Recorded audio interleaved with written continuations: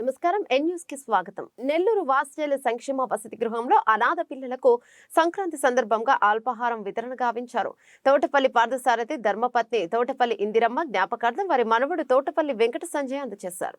స్వర్గస్థులైన పితరులను స్మరిస్తూ సంక్రాంతి పర్వదినాన వాత్సల్య అనాథాశ్రమంలో పిల్లలకు అల్పాహారం అందజేశారు. నెల్లూరు వనంతోపు సెంటర్లో ఉన్న వాత్సల్య సంక్షేమ వసతి గృహంలో 85 మంది అనాథ పిల్లలకు తోటపల్లి పార్థసారథి ధర్మపత్ని తోటపల్లి ఇందిరమ్మ జ్ఞాపకార్థం వారి యొక్క మనవడు తోటపల్లి వెంకట సంజయ్ అల్పాహారం అందజేశారు. ఈ సందర్భంగా వసతి గృహ నిర్వాహకుడు మాట్లాడుతూ వాత్సల్య వసతి గృహం స్థాపించి 25 సంవత్సరాలుగా అనాథ పిల్లలను సంరక్షిస్తున్నామని తెలిపారు. వేదాంతం సంగమేశ్వర శాస్త్రి స్థాపించిన ఈ వసతి గృహంలో ఎంతో మంది పిల్లలు విద్యను అభ్యసించి ఉన్నత పాఠశాలలో ఉన్నత స్థానాలలో తాము ఉన్నారని, ఇక స్వర్గీయ తోటపల్లి పార్థసారథి ఆయన సతీమణి స్వర్గీయ ఇందిరమ్మ జ్ఞాపకార్థం వారి మనవడు తోటపల్లి వెంకట సంజయ్ పిల్లలకు అల్పాహారం అందించడం సంతోషం అన్నారు. వారికి పిల్లలందరి తరపున కృతజ్ఞతలు తెలిపారు.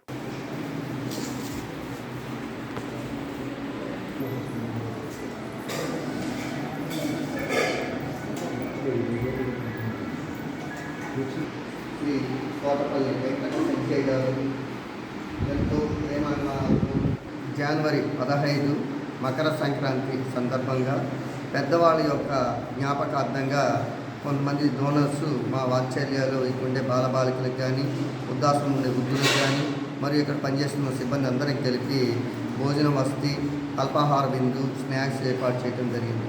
ఆ వ్యవధిలో ఈరోజు మా వాత్సల్యాలు ఇక్కడ ఉండే బాలబాలికలకు కానీ, వృద్ధాశ్రమం ఉండే వృద్ధులకు కానీ, మరియు ఇక్కడ పనిచేస్తున్న సిబ్బంది అందరికీ కూడా శ్రీ తోటపల్లి వెంకట సంజయ్ గారు వాళ్ళ యొక్క అవ్వాతాతల గారి యొక్క జ్ఞాపకార్థం, అంటే స్వర్గస్థులైన కీర్తిశేషులు శ్రీ తోటపల్లి పార్థసారథి గారు మరియు నానమ్మ గారైన శ్రీమతి తోటపల్లి ఇందిరమ్మ గారి యొక్క జ్ఞాపకార్థం వాళ్ళ మనవడు గారైన శ్రీ తోటపల్లి వెంకట సంజయ్ గారు మరియు తోటపల్లి కుటుంబ వంశస్థులైన మిగతా వాళ్ళ కుటుంబ సభ్యులంతా కలిపి మా వాత్సల్యాలు అల్పాహార విందు ఏర్పాటు చేయడం జరిగింది.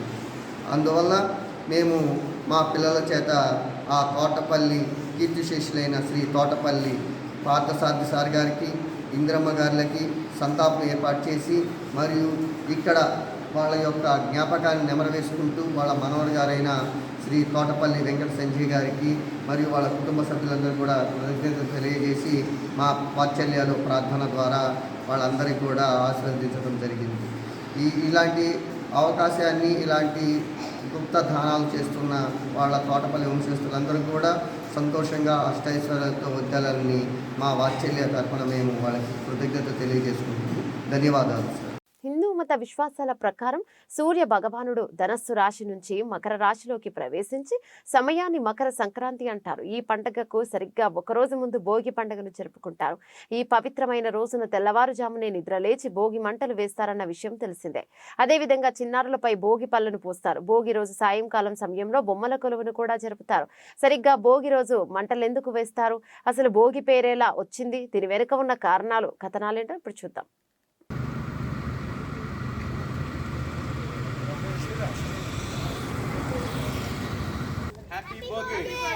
ఇంకోసారి చెప్పండి.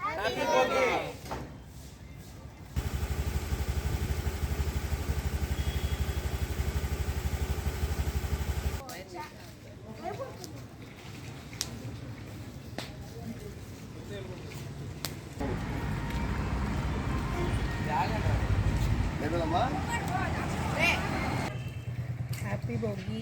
ఎన్ న్యూస్ ప్రేక్షకులందరికీ భోగి శుభాకాంక్షలు. బాగా జరుపుకోవాలని, భోగ భాగ్యాలు అందాలని కోరుకుంటున్నాను. ఇప్పుడు మన తెలుగు రాష్ట్ర ప్రజలందరికీ భోగి వేసుకొని బాగా భోగ భాగ్యాలతో వర్ధిల్లాలని కోరుకుంటున్నాను. భోగి సంక్రాంతి కనుమ శుభాకాంక్షలు. గత 2 సంవత్సరాల నుంచి కరోనా సందర్భంగా ఈ ఆనందాలు ఇవేవి జరుపుకోలేకపోయాం. అంత సంక్షోభం నుంచి మళ్ళీ బయటపడి ఈ సంవత్సరం అందరూ సంతోషంగా భోగి, సంక్రాంతి, కనుమ అనే పండుగలు శుభప్రదంగా జరుపుకోవాలని, అందరికీ సుఖ సంతోషాలతో భోగభాగ్యాలు విరాజిల్లాలని మనస్ఫూర్తిగా కోరుకుంటూ అందరికీ మరొక్కసారి సంక్రాంతి శుభాకాంక్షలు. భారత సనాతన సాంప్రదాయంలో సంక్రాంతికి ఎంతో విశిష్టత ఉంది. పుష్యమాసంలో సూర్యుడు శని రాశి అయిన మకరంలో ప్రవేశించినప్పుడు మాత్రమే ఈ పండుగ జరుపుకుంటారు. ఈసారి మకర సంక్రాంతి జనవరి 15 సోమవారం నాడు ఏర్పడింది. ఈ రోజున స్నానాదులు ఆచరించి పూజారాధన చేసి దాన ధర్మాలు చేసినట్లయితే ప్రత్యేక ప్రాముఖ్యత ఉంటుంది. పల్లె ప్రజలు 3 రోజుల పాటు జరుపుకునే తెలుగు పండుగ సంక్రాంతి. ఇది ధనుర్మాసంలో వస్తుంది. అన్ని పండుగలు తిథి ఆధారంగా జరుపుకుంటే సంక్రాంతి మాత్రం సూర్యగమనం ఆధారంగా జరుపుకుంటాం. సంక్రాంతి నాడు సూర్యుడు దక్షిణాయానం పూర్తి చేసుకుని ఉత్తరాయణంలోకి ప్రవేశించినప్పుడు ఈ పండుగను జరుపుకుంటాం. అనగా మకర రాశిలోకి ప్రవేశించడం జరుగుతుంది. సంక్రాంతి లేదా సంక్రమణం అంటే చేరుట అని అర్థం. మేషం మొదలైన 12 రాశులలో సంచరించే సూర్యుడు ముందున్న రాశి నుండి తర్వాతి రాశిలోకి ప్రవేశించడమే సంక్రాంతి. సూర్యుని చలనంలోని ఘట్టాలు 4. అవి మేష, తుల, కటక, మకర సంక్రమణాలు. వీటిలో మకర సంక్రమణాన్ని సంక్రాంతి పండుగగా వ్యవహరిస్తారు. మార్గశిరం పూర్తి కాగానే ఉత్తరాయణం మొదలవుతుంది. ఉత్తరాయణం పుణ్యకాలమైన సంక్రాంతి రోజున చేయు ఏ దానమైనా శ్రేష్టమైందని చెప్పబడింది. ధాన్యం, ఫలాలు, విసనకర్ర, వస్త్రం, కూరగాయలు మరియు దుంపలు, నువ్వులు, చెరకు మొదలైనవి దానం చేస్తారు. ఇవి కాక ఈ కాలమందు చేయు గోదానం వలన స్వర్గవాసం కలుగునని విశ్వసిస్తారు. సాయంత్రం పూట చాలా ఇళ్లలో స్త్రీలు చిన్నపిల్లలు బొమ్మల కొలువును ఏర్పాటు చేస్తారు. దీనిలో పిల్లలు తమ దగ్గర ఉన్న వివిధ రకాల ఆట వస్తువులను ప్రదర్శనంగా ఉంచి అందిస్తారు. ఇంకొంతమంది భోగిపళ్ళ పేరంటం ఏర్పాటు చేస్తారు. ఇక్కడ పేరెంటాలు బంధువులు సమావేశమై రేగిపళ్ళు, శనగలు, పూలు, చెరుకుగడలు, కొన్ని నాణ్యాలను, కొత్త బట్టలు వేసుకున్న పిల్లలపై ఆశీర్వాద సూచకంగా కుమ్మరించి దిష్టిని తొలగిస్తారు. ఈ పేరంటానికి వచ్చిన వారికి తాంబూలాలతో పాటు పట్టుబట్టలు, పసుపు, కుంకుమలు పెట్టడం మానవాయితీ. క్రాంతి అనే పదానికి సంస్కృతంలో ముందుకు జరగటం అని అర్థం. సూర్యుడు మకర రాశిలోకి కదలటం వల్ల మకర సంక్రాంతి అని పిలుస్తారు. అయ్యప్ప దీక్ష చేసేవారు 40 రోజుల తర్వాత అయ్యప్పను మకర జ్యోతిని కూడా ఈ రోజే దర్శించుకుంటారు. పాల ఉత్పత్తులతో వస్తున్న కంటైనర్ ఏటీఎంలోకి దూసుకెళ్లింది. కొవ్వూరు మండలం ఇనమడుగు వద్ద ఈ ప్రమాదం సంభవించింది. ఉదయం సమయంలో సంఘటన చోటు చేసుకోవడంతో ఎలాంటి ప్రాణ నష్టం వాటిల్లలేదు. కొవ్వూరు మండలం ఇనమనుగుడు వద్ద పాల ఉత్పత్తులతో వస్తున్న కంటైనర్ లారీ ఏటీఎంలోకి దూసుకెళ్లింది. కావలి నుండి నెల్లూరు వైపు వస్తుండగా లారీకి బ్రేకులు ఫెయిల్ అవడంతో అదుపు తప్పింది. ఈ క్రమంలో రోడ్డు పక్కనున్న ఏటీఎంలోకి దూసుకెళ్లింది. ఉదయం కావడంతో ఎలాంటి ప్రాణ నష్టం వాటిల్లలేదు. విషయం తెలుసుకున్న కొవ్వూరు ఎస్ఐ రంగనాథ్ గౌడ్ సంఘటన స్థలానికి చేరుకొని కేసు నమోదు చేశారు.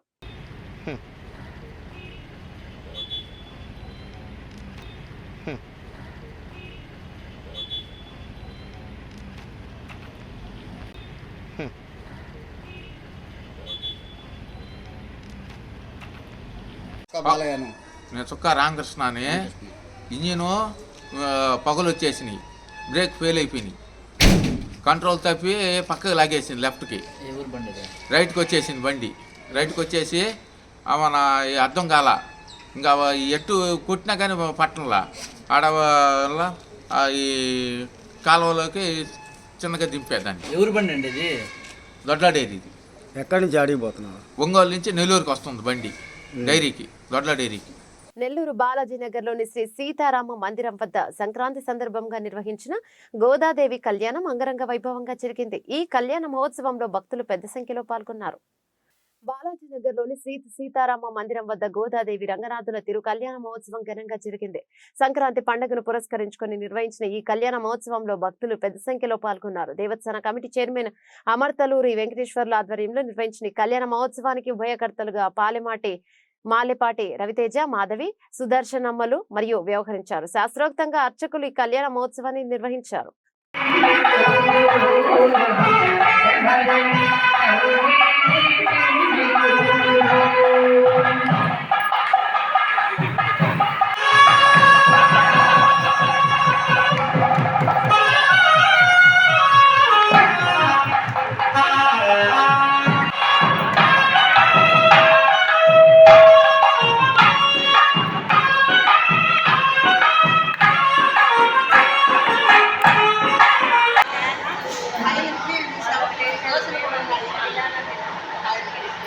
బాలాజీనగర్ శ్రీ సీతారామ స్వామి మందిరం దేవస్థానంలో నేను గత 5 సంవత్సరాలుగా అధ్యక్షులుగా, నా పేరు అమర్తలూరి వెంకటేశ్వర గుప్తా, అధ్యక్షులుగా వ్యవహరిస్తున్నాను. ఇక్కడ ఎన్నో సంవత్సరాల నుంచి శ్రీరంగనాథుడు, గోదాదేవి అమ్మవార్ల అత్యంత వైభవంగా కళ్యాణోత్సవాన్ని జరిపిస్తున్నాం. ఈ కళ్యాణాన్ని కలిగించిన లేదా స్వామివారి జరిపించినా కూడా, ఈ కళ్యాణాన్ని జరిపించిన ప్రతి ఒక్కరికి కూడా అష్టైశ్వర్యాలు, ఆయురారోగ్యాలతో తొలతూగుతూ సంతానం లేని వాళ్ళకు కూడా సంతానం కలుగుతున్నారు. నేను ఈ దేవస్థాన అధ్యక్షులైన మా అమ్మాయికి ఒక సంతానం ఉంది, కానీ ఆడ సంతానం అంటే ఆడపాప లేదు. కానీ గోదాదేవి కళ్యాణంలో ఈ ఉభయకర్త 1 సంవత్సరం 2 సంవత్సరాల కిందట ఆయన మీ అమ్మాయిని కూర్చోబెట్టండి, ఆ రంగనాథుడే ఆ గోదాదేవి మీకు అనుమతి ఇచ్చింది, అందువల్ల మేము ఉభయం చేస్తాం, మీ అమ్మాయిని మీ అల్లుడు గారిని కూర్చోబెట్టమని చెప్పడం జరిగింది. మీరు మళ్ళీ ఆ చిన్న గోదాదేవిని తీసుకొని ఈ కళ్యాణంలో మీరు జరిపిస్తారు. నాదే ఉభయం, నేను ఎప్పుడు కూడా ఈ ఉభయాన్ని వదలనని చెప్పి మాలపాటి రవితేజ వారి కుటుంబ సభ్యులు ఆ విధంగా చెప్పడం జరిగింది. వారికి మరీ ధన్యవాదాలు తెలుపుతూ, అదేవిధంగా మా అమ్మాయికి గోదాదేవి అమ్మవారే 10 ఏళ్ల తర్వాత పెళ్ళైన తర్వాత 10 ఏళ్ల తర్వాత ఆడపాప పుట్టడం, ఆ గోదాదేవి ఆ రంగనాథ స్వామి ఆశీర్వాదం, మన దేవస్థాన స్థల ప్రభావము ఎంతో పవిత్రంగాను ఎంతో శక్తివంతంగాను ఇక్కడ అన్ని కార్యక్రమాలు ఎన్నో కళ్యాణాలు జరిగిన దానివల్ల ఈ స్థల ప్రభావం స్వామివారి ఆశీర్వాదంతో సంతానం కలిగింది. అందరూ కూడా ఎంతోమంది భక్తులు ఈరోజు పండగైనా ఎక్కడ కూడా పోకుండా ఈ కళ్యాణాన్ని తిలకిస్తూ రాత్రి 10 అయినా కూడా సుమారుగా 400 నుంచి 500 మంది భక్తులు వచ్చి ఈ కళ్యాణం తిలకించి స్వామివారి కళ్యాణం తిలకించి స్వామివారి ఆశీస్సులు పొందారు. వారందరూ కూడా అశ్వైశ్వర్యాలు ఆరోగ్యాలు ఏర్పడాలని, అదేవిధంగా ఉభయకర్తలు కూడా అందరూ కూడా బాగుండాలని కోరుకుంటూ నేను దేవస్థానం అధ్యక్షునిగా మీ అందరికీ కూడా శుభాకాంక్షలు తెలుపుతున్నాను. మరి బాలాజీ నగర్లోని సీతారామ స్వామి మందిరంలో ఈరోజు జరిగిన గోదాదేవి జగస్వరూపిణైన జగన్మాత గోదాదేవి గారి వివాహం ఈరోజు కళ్యాణం మన దేవస్థానంలో జరగటం జరిగింది. ఈ కళ్యాణానికి ఎంతో వందల మంది భక్తులు వచ్చి తిలకించారు. ఈ సీతారామ స్వామి మందిరంలో సంవత్సరానికి సుమారుగా 40-50 కళ్యాణాలు జరుగుతాయి. నిన్న వెంకటేశ్వర స్వామి కళ్యాణం నిన్ననే జనవరి 13వ తేదీ జరిగింది. ఈరోజు జనవరి 14 గోదాదేవి ఆ జగస్వరూపిణి జగన్మాత కళ్యాణం జరిగింది. ఇక్కడ ఈ స్థల ప్రభావం ఏమో కానీ సంవత్సరంలో సుమారు 50-60 పెళ్ళిళ్ళు జరుగుతూ, అదేవిధంగా ఇక్కడ ఎన్నో యజ్ఞాలు యాగాదులు అన్నీ కూడా చాలా బాగా జరుగుతుంది. అందువల్ల ఈ స్థల ప్రభావం చేత రేపు శ్రీరామనవమికి పుత్రకామేష్టి యాగం కూడా జరుగుద్ది. ఈ పుత్రకామేష్టి యాగానికి మన నెల్లూరు జిల్లా నుంచే కాకుండా చుట్టుపక్కల అన్ని రాష్ట్రాల నుంచి కూడా జరిగే కార్యక్రమంలో పుత్రకామేష్టి యాగంలో కూర్చోవడానికి కొన్ని రాష్ట్రాల నుంచి కూడా రావడం జరుగుతుంది. వచ్చిన వారందరూ కూడా భక్తి శ్రద్ధలతో కూర్చున్నారంటే తప్పనిసరిగా వాళ్లకు పిల్లలు పుట్టడం ఖాయం. ఆ శ్రీరామచంద్ర ప్రభు సీతమ్మ తల్లి జగన్మాత వారి యొక్క అనుగ్రహం చేత ఇక్కడ పాయసము ఇక్కడనే తయారు చేసి హోమగుండంలో చేసే పాయసము వచ్చిన భక్తులందరూ కూడా ఇస్తారు. కాబట్టి అందరూ కూడా పిల్లలు పుడతారు. కాబట్టి పిల్లలు లేని వాళ్ళు ఎవరైనా సరే రేపు శ్రీరామనవమి రోజు పుత్రకామేష్టి యాగం రోజు కూడా అందరూ రావాల్సిందిగా కోరుతున్నాను. జై శ్రీరామ్.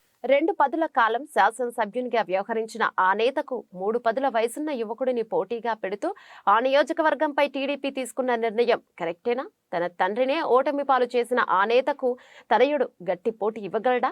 ఓవేళ పోటీ ఇచ్చే సత్తా యువకుడిలో ఉన్నా సీనియర్ నేతలు సహకరిస్తారా? బుడతడని బేఖాతరు చేస్తారా? ఇంతకీ ఆ నియోజకవర్గం ఏంటి? ఆ నియోజకవర్గంలో ప్రస్తుత పరిస్థితులేంటి? తెలుసుకోవాలంటే వాచ్ ద స్టోరీ.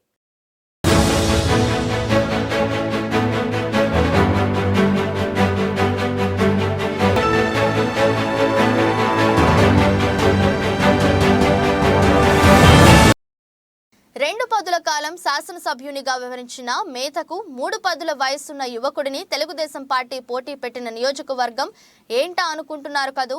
అది మరేదో కాదు, నెల్లూరు జిల్లాలోని కోవూరు నియోజకవర్గమే.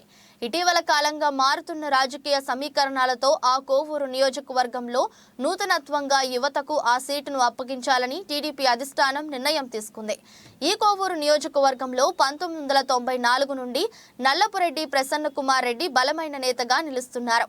1-2 సార్లు ఓటమి పాలైన ఆయనను అత్యధిక శాతం విజయమే వరించింది. అలాంటి నేతకు ప్రత్యర్థిగా పోలంరెడ్డి శ్రీనివాసులు రెడ్డి తనయుడు 3 పదుల వయసు ఉన్న పోలంరెడ్డి దినేష్ రెడ్డిని నియమించింది టీడీపీ అధిష్టానం. పోలంరెడ్డి దినేష్ రెడ్డి తండ్రి పోలంరెడ్డి శ్రీనివాసులు రెడ్డి పైనే అత్యధిక మెజారిటీతో గెలుపొందిన చరిత్ర నల్లపురెడ్డి ప్రసన్న కుమార్ రెడ్డిది. అయితే అంతటి చరిత్ర కలిగిన ప్రసన్న కుమార్ రెడ్డికి ఏ రాజకీయ అనుభవం లేని యువకుడైన పోలంరెడ్డి దినేష్ రెడ్డిని ప్రత్యర్థిగా ప్రకటించడం టీడీపీ తీసుకున్న సాహసమే అన్నది రాజకీయ విశ్లేషకులు చెప్పుకొస్తున్నారు. తన తండ్రి నల్లపురెడ్డి శ్రీనివాసులు రెడ్డి మరణంతో కోవూరు నియోజకవర్గ అభ్యర్థిగా అడుగడుగున నల్లపురెడ్డి ప్రసన్న కుమార్ రెడ్డి పార్టీలు మారినా ప్రజలలో మాత్రం మంచి పేరునే తెచ్చుకున్నారు. నల్లపురెడ్డి శ్రీనివాసులు రెడ్డి పేరు మీద ట్రస్ట్ను ఏర్పాటు చేసిన ప్రసన్న ఆ ట్రస్ట్ ద్వారాను నియోజకవర్గంలోని అనేక మంది ప్రజలకు ప్రభుత్వం ద్వారా అందే సహాయాలే కాక అనేక ఆర్థిక సహాయాలకు కూడా అందచేసి బడుగు బలహీన వర్గాల ప్రజలకు ఎంతో దగ్గరయ్యారు. ఇటీవల కాలంలో అధికార పార్టీ శాసనసభ్యుడిగా కొనసాగుతున్న ఆయన గెలుపొందిన సమయం నుండి అత్యధిక శాతం నియోజకవర్గ ప్రజలతోనే మమేకమవుతూ ప్రజలలో తనకంటూ ప్రత్యేక గుర్తింపు తెచ్చుకుంటూ ప్రజలు కోరిన ప్రతి కార్యక్రమాన్ని చేపడుతూ రాష్ట్ర ప్రభుత్వం చేపట్టని కార్యక్రమాలను సైతం తన ట్రస్ట్ నిధులతో చేపడుతూ దూసుకుపోతున్నారు నల్లపురెడ్డి ప్రసన్న కుమార్ రెడ్డి. ప్రసన్న చేపడుతున్న కార్యక్రమాలకు కూడా ప్రజల నుండి విశేష స్పందనే లభిస్తుంది. పార్టీ ద్వితీయ శ్రేణి నేతలకు కార్యకర్తలకు అండగా నిలబడడంలోనూ ప్రసన్న కుమార్ రెడ్డి తనకంటూ ఒక ముద్ర వేసుకోవడంతో బలమైన క్యాడర్ను కూడా ఆయన సొంతం చేసుకున్నారని చెప్పవచ్చు.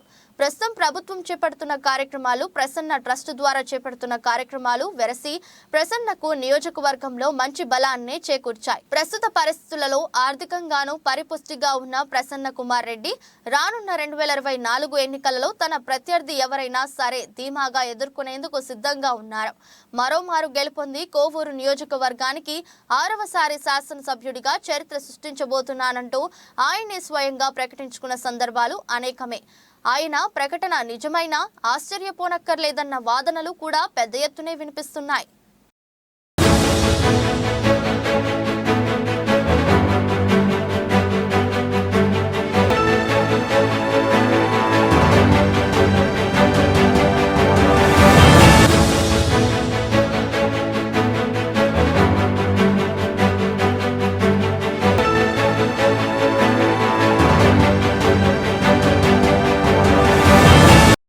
ఇక ఇంతటి బలం ధీమా కలిగిన నల్లపురెడ్డి ప్రసన్న కుమార్ రెడ్డికి యువకుడైన పోలంరెడ్డి దినేష్ రెడ్డి పోటీనైనా ఇవ్వగలడా అంటే వైసీపీ నేతలు నో ఛాన్స్ అంటున్నా టీడీపీ క్యాడర్లో మాత్రం ప్రస్తుత పరిస్థితుల్లో కోవూరు నియోజకవర్గ శాసనసభ్యులు నల్లపురెడ్డి ప్రసన్న కుమార్ రెడ్డిపై ఉన్న వ్యతిరేకతను క్యాచ్ చేసుకుని ప్రజలలోకి బలంగా దూసుకు వెళ్లాలి అంటే యువకుడే కరెక్ట్ అని ఆ యువకుడుగా పోలంరెడ్డి దినేష్ రెడ్డిని ప్రకటిస్తూ టీడీపీ తీసుకున్న నిర్ణయం సబబేనని చెప్పుకొస్తున్నారు. అందుకు తగ్గట్టుగానే పోలంరెడ్డి దినేష్ రెడ్డి గత కొంతకాలంగా రాష్ట్ర ప్రభుత్వ ప్రజా వ్యతిరేక విధానాలపై పోరాటాలను చేపడుతూ తనదైన శైలిలో శరవేగంగానే దూసుకుపోతున్నారు. కోవూరు నియోజకవర్గంలో ప్రజలకు చిన్నపాటి సమస్య ఎదురైనా తానున్నానంటూ వారికి అండగా నిలుస్తూ ప్రజల పక్షాన పోరాటాలను సాగిస్తూ ప్రజలని ఆకర్షించడంలోనూ మంచి గుర్తింపే తెచ్చుకున్నారు.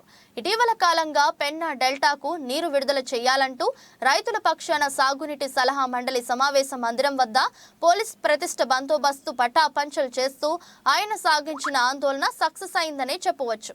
ఆ సమయంలోనే పోలంరెడ్డి దినేష్ రెడ్డిపై మొట్టమొదటిసారిగా అంత స్థాయిలో విమర్శలు గుప్పించారు నల్లపురెడ్డి ప్రసన్న కుమార్ రెడ్డి. ఆ తరువాత తుఫాన్ బాధితులకు అండగా నిలుస్తూ నియోజకవర్గంలో తుఫాను దాటికి దెబ్బతిన్న ప్రాంతాలలో పర్యటిస్తూ దినేష్ రెడ్డి చేపట్టిన కార్యక్రమాలు ప్రజల్లోకి చొచ్చుకుపోయాయనే చెప్పవచ్చు. అయితే ఇంతగా ప్రజల పక్షాన రైతుల పక్షాన పోరాటాలలో ప్రతిభ కనపరుస్తున్న పోలంరెడ్డి దినేష్ రెడ్డి రానున్న 2024 ఎన్నికలలో బలమైన ప్రత్యర్థి అయిన నల్లపురెడ్డి ప్రసన్న కుమార్ రెడ్డిని ఓటమి పాలు చేస్తాడా అన్నది మాత్రం అందరిలోనూ నెలకొని ఉన్న సందేహం. ప్రసన్నను ఓటమి పాలు చేసేందుకు ప్రభుత్వంపై ఉన్న వ్యతిరేకత తోడవుతుందంటూ ఓ వర్గం చెప్తున్నప్పటికీ మరో వర్గం మాత్రం ప్రసన్న ఇటీవల కాలంగా బలపడిన విధానంతో ప్రసన్నను ఓడించడం అంత సాధ్యమేమీ కాదంటున్నారు. ఏది ఏమైనప్పటికీ రానున్న ఎన్నికలలో ప్రసన్నను దినేష్ రెడ్డి ఓడిస్తాడో లేక దినేష్ రెడ్డిని ప్రసన్న ఓడిస్తాడో అన్న ప్రశ్నకు మాత్రం కాలమే సమాధానం చెప్పాలి.